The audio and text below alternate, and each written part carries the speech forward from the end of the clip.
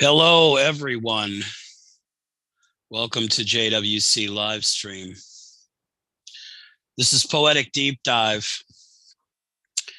Um, we're here to bring you some creative content revolving around poetry or language play, as some people say.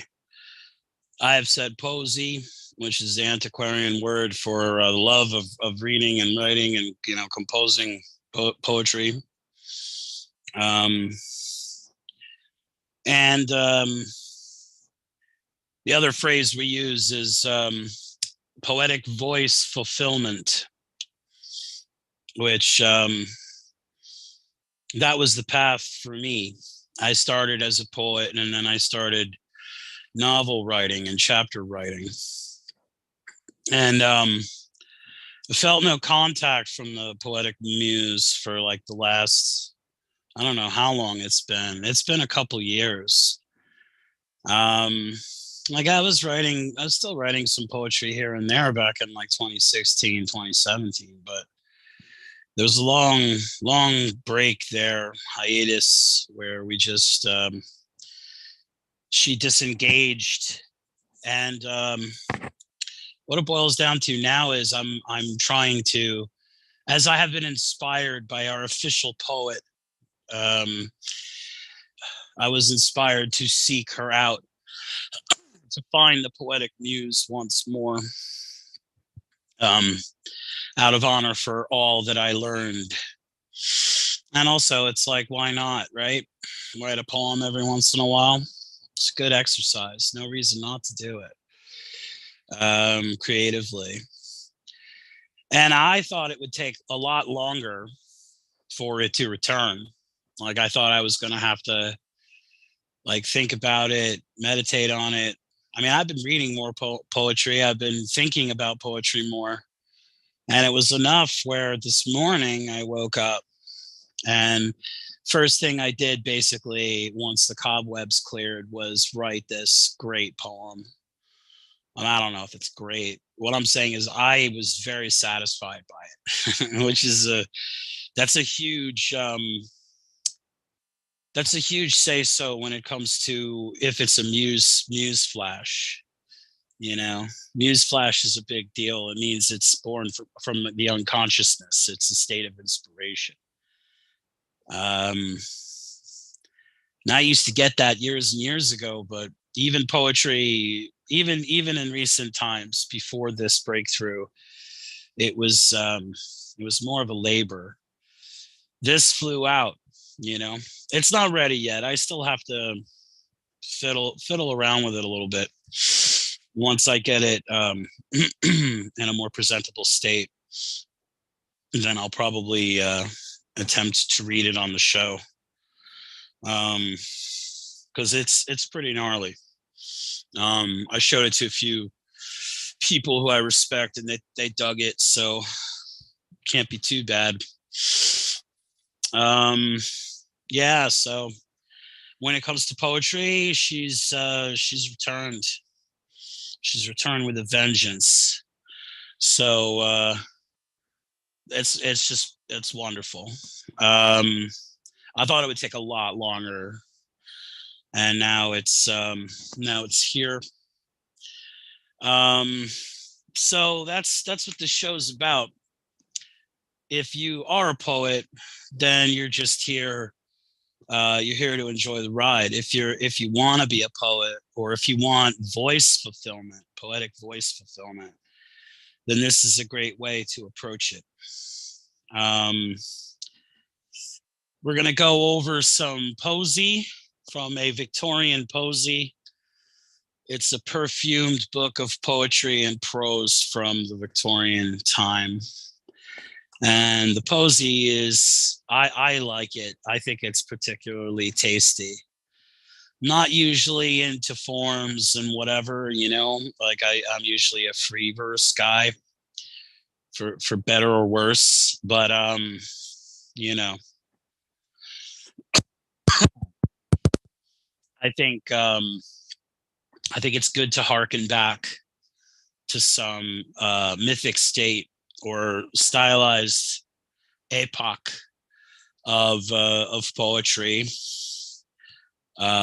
represented by literary movements or period movements, you know, as far as like, this is Victorian prose, this is beat poesy, this is beatnik poesy, you know, this is ancient mythic poesy, you know, it's like, it's all those things are worth exploring, even if you're doing modern stuff like slam, spoken word, or any of these things that people do online. It's like, you want to harken back to the elder times, because it stirs the unconsciousness. It'll inspire you. Even if you're reading some old thing and you're like, oh, this is whatever, don't dare call it rubbish, but let's just say that it's not to your liking. It'll still inspire you, because the unconsciousness that was channeled to write that in ancient times, it's still present today. Unconsciousness doesn't really change. It just, because it doesn't need to change. It's beyond change.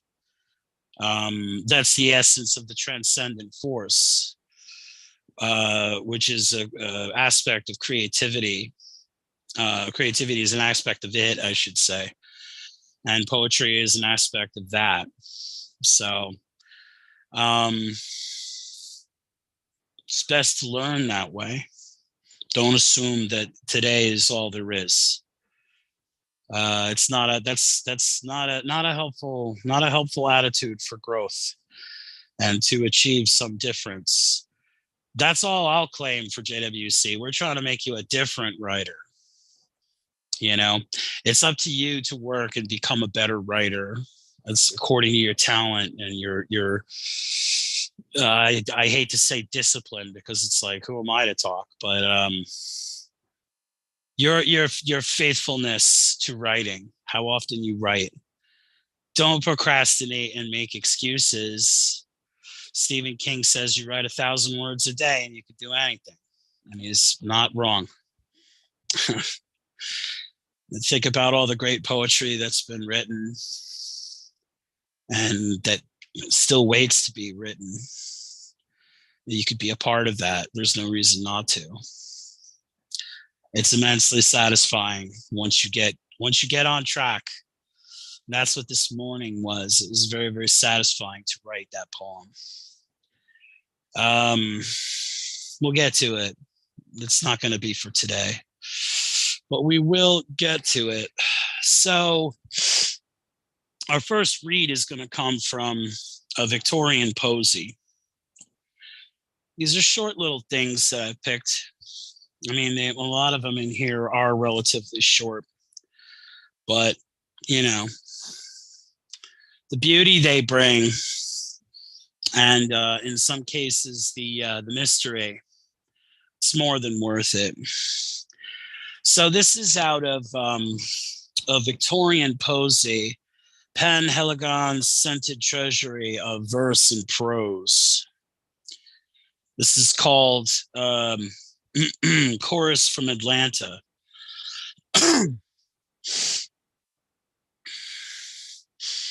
For winter's rains and ruins are over, and all the season of snows and sins, days dividing lover and lover. The light that loses, the night that wins. And time remembered is grief forgotten. Frosts are slain and flowers begotten. And in green underwood and the over, blossom by blossom, the spring begins. That's by Algernon Charles Swinburne. And it was a tasty little thing. So, I mean, you have a display of impermanence, because the rains and ruins are over, meaning I would imagine terrible weather and such, the season of snows and sins, which is a strange way. I suppose he's attributing evil to the dearth that's found in that weather. which is logical. Contact with the collective identity. Anyone can relate to the seasons, certainly. So that's certainly there. There's a spirituality that's displayed in the time remembered is grief forgotten, the frosts are slain and the flowers begotten. It's a very interesting little play there. And the code that's in here, the poetic code, transcendent levels of creativity. It's a very, very pleasant little thing. There's certain images, but there's just something about the narrative of it that's sweet. And it's 2, 4, 6, 8. It's 8 lines in one poem, one master verse. And it is often, I mean, especially in this collection, they talk about flowers and landscapes and weather. And the best thing you could do if you want to do this, there's no reason to stick to structure, but it's what I always tell poets who want to hear it, or people who just to see if they agree with me. But if you want to write stuff like this, you go to your local park with your notebook or whatever, your tablet, however you're going to capture it. And you sketch a scene, you know, that's very much, I would wager, how they did this. They were used to walks in the country and seeing things. Just exposure to that that type of scenery, your unconsciousness will eventually take hold. There'll eventually be a muse if you have a creative spirit. It's just how you do it, and you can instigate this by going to a beautiful place like a park or whatever. It's a park where I was from, by a lake. There's beautiful willow trees, which I have and I adore willow trees because of the sounds they make in the wind, you know. And you go and you can go to a beautiful place like that and just sit and sketch what you see. And it'll be a fantastic exercise, and it'll be inspirational also. People ask, well, how do you know what to write? It's like, go and see things and write them down. It's like, sketch stuff out. It's how all the big wigs did it, you know, the ones that wrote poetry.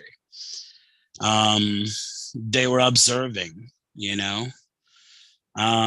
You can find it everywhere you look in that regard. You could find that. So I'm not inventing it. I'm just passing it along. I would never pretend to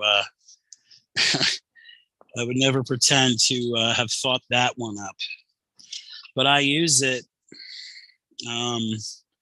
It's really, really delightful to sketch. And so moving on to read 2. This is out of the same book. This is a Victorian poesy, Penheligon's Scented Treasury of Verse and Prose, and it is scented. There's a perfume on this stock here, as well as beautiful illustrations. I don't know the state of the book, if it's still in print or whatever, but if you can find it, it's a lovely little thing. So this one's called The Seasons. Then sleep the seasons, full of might, while slowly swells the pod, and rounds the peach, and in the night the mushrooms burst the sod. The winter comes, the frozen rut is bound with silver bars, the white drift heaps against the hut, and night is pierced with stars. Coventry Patmore is the author. Now that's a quick little one. You see how nice that is? And all the really cool stuff that came with it, right?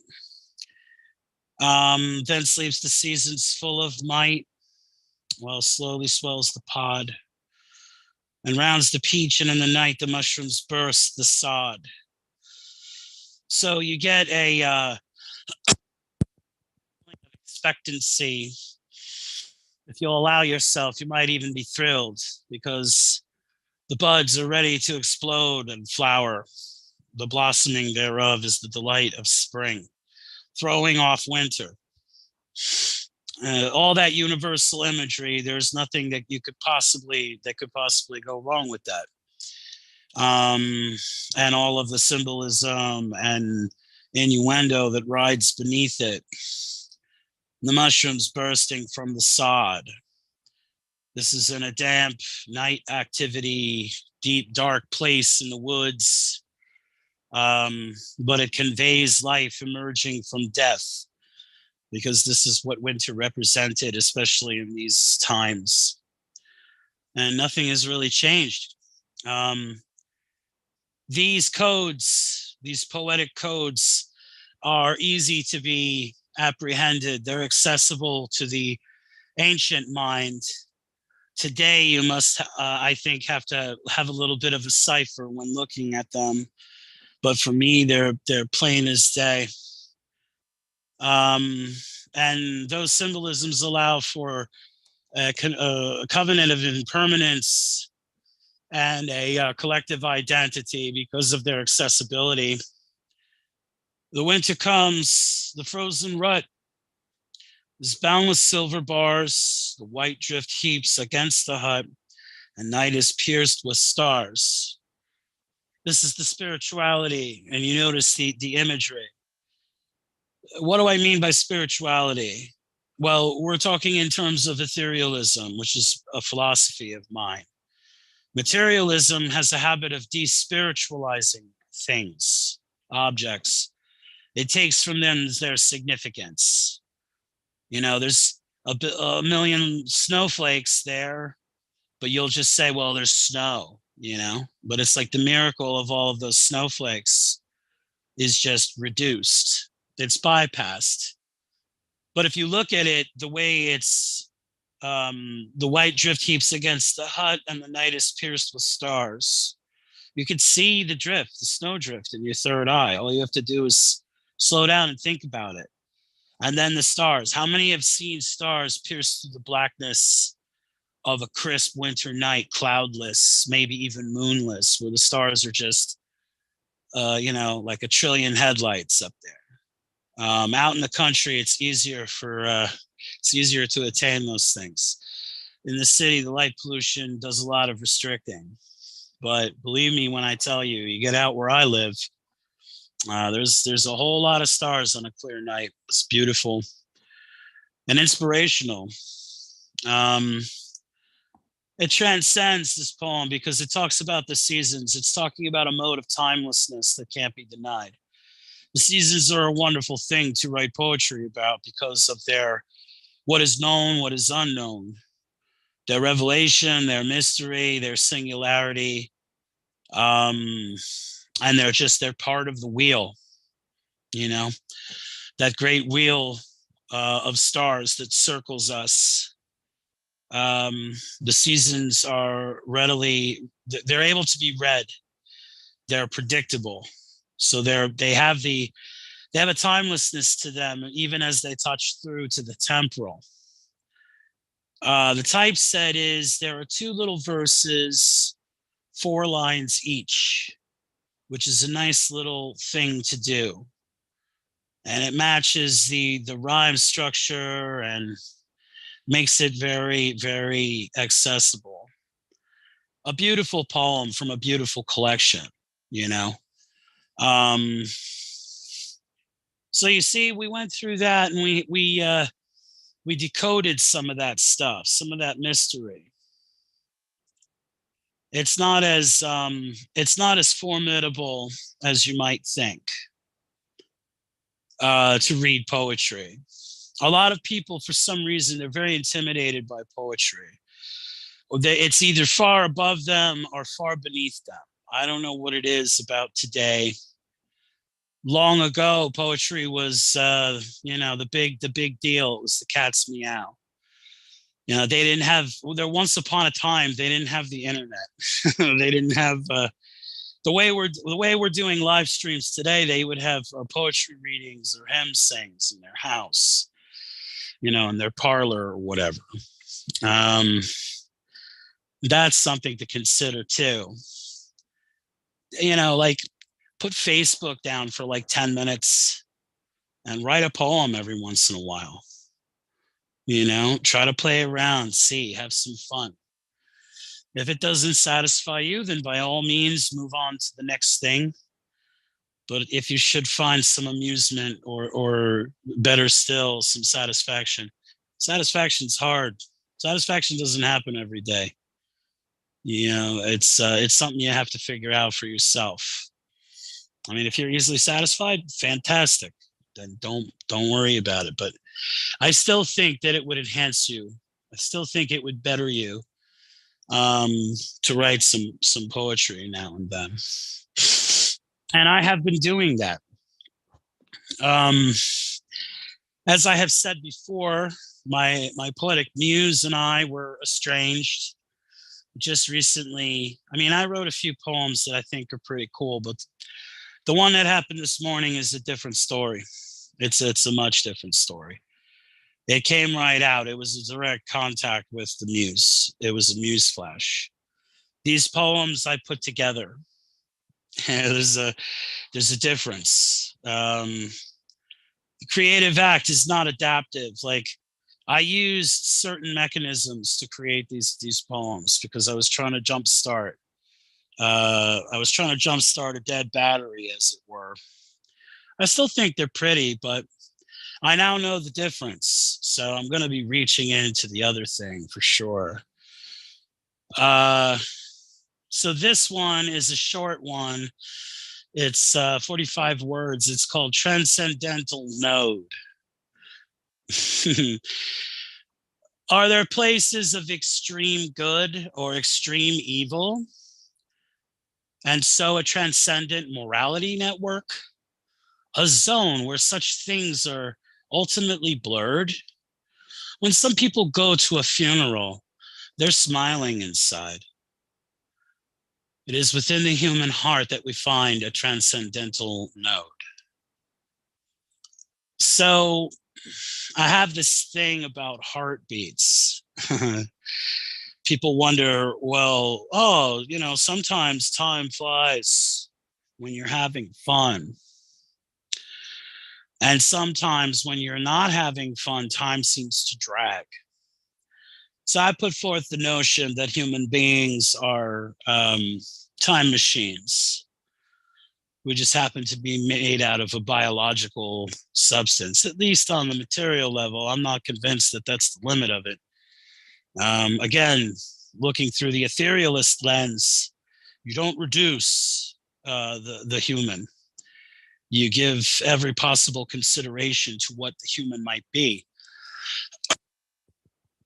Reduction, it only ever severs and chops down. It can't build up. It can't acknowledge. So the etherealist perspective behind a heartbeat is that when your heart's filled with bliss and delight, time moves faster. There must be something to that. People say, well, how do you know? Well, go to Motor Vehicle Commission and see how the time drags. Have a few beers with your friends or play some board games or have a chat with someone over a cup of coffee. And if it's enjoyable, and chronologically, I'm sure Lieutenant Commander Data would tell us that the time is the same. But he wants to be human, so maybe he's not seeing what we're seeing. And it's certainly not experiencing the way I do. When I make these shows, time flies. It's getting away from me as it is. So there's something about that. So there must be some transcendental node, some timeless fixture within us, perhaps a component that connects the body to the soul. I'm not sure. I'm a poet, so I can use a very broad brush here and say all these things. Some people have no patience for it. But we're here to talk about poetry today. It's not stereo instructions. So we're going to do a lot of exploration. Let's hit this other poem. This is called The Ghoulish Monopolist. Bombs are growing like melons in the heart of all death. Bullets dance and flow like hornets in a rainstorm. Endless loans for the generations of demise, singing, screaming. It cannot be a free market if everyone is over, erased by annihilation. Sophia calls us desperately, begging we decentralize the ghoulish monopolist. So you see, there's a little bit of imagery there for anyone to pick up, and the subject is, we could say political, I suppose, but there's nothing partisan about this. If it's partisan to not love war, then I don't know what to tell you. I'm not against having strong military or whatever, but this poem conveys the senselessness of war, when perhaps diplomacy could win. And monopolies are not in our interest. They're not. So the truth is there. There's a transcendent truth. So one poem, to interrelate them, one poem talks about the heart and the transcendental node, and the other one talks about a ghoulish monopolist. So one of them is, they're smiling at a funeral, they're smiling inside. They keep intentions because they're not those intentions aren't welcome. So to be polite, and the monopolist also, his intentions here are not welcome when they're discovered. So that's how Posey can do it. That's how Posey can bring you a little bit of mystery. It was like from last week's episode, which I encourage you to check out, concerning the Power Frog poem. Takes you on a little hologram, and like the Victorian Posey, same deal. There's a little narrative, there's imagery, but more so there's a hologram that plays out. That's what poetry is good for, among many other things. You don't like poetry? Well, it's going to help you write chapters. It's going to help you think in a narrative structure. The sketches will help you describe things. Even if you yourself say, well, I don't have a use for poetry, I beg to differ. It'll help you compose paragraphs, and with your overall sense of syntax, which is the purpose of poetic voice fulfillment, is to attain your own style on the page. Can't say that that's not worth it. So dive in, man. I encourage anyone listening, whoever you are, whatever gender you are, write a poem. Just take an experiment. See something outside. If you have a bird feeder, or the way the snow is laying on your roommate's car, or whatever it is, take a sketch. The experience you'll have, even if you don't attain episodic satisfaction like I did this morning with the poem I wrote, it's far from a waste of time. I mean, you could be on Facebook for longer, or YouTube for a few more hours. I mean, this is on YouTube, so I'm not encouraging you to turn it off, but I'm encouraging you to explore poetry. That's the purpose of our show. So you see how quick that was. That's called the bliss state. It's a temporal bliss state. Time moves fast. It moves beyond a mere mundane purpose. Feels different, and it's better. So this has been JWC Livestream. This is Poetic Deep Dive. I'm your host, Ricky. We encourage you to go to joeswritersclub.com and check out the blogs and author pages, all the cool stuff that's there. Go to joeswriters.club and sign up. We have a bunch of social media on different platforms. Go check it out. Join our community. Leave a comment. Especially check out our YouTube channel. Like and subscribe, please. We need members. The more members, the better we can help you. The more things we can do. And thanks a lot for listening again. And you stay creative. Try a poem. You know. And if you happen to write one during the show, feel free to leave it in the comments section. It would be great to have a look at it. We do inspirational critiques here. We don't bring any sledgehammers to our poetry critiques. Because I don't know, that's what the rest of the world does. That's not what I'm interested in. It will be inspirational, and it'll be ways that we would write it, or vice, there's a bunch of different ways you could take it, but it won't be mean spirited. Thanks a lot for listening, everybody. We'll see you next week.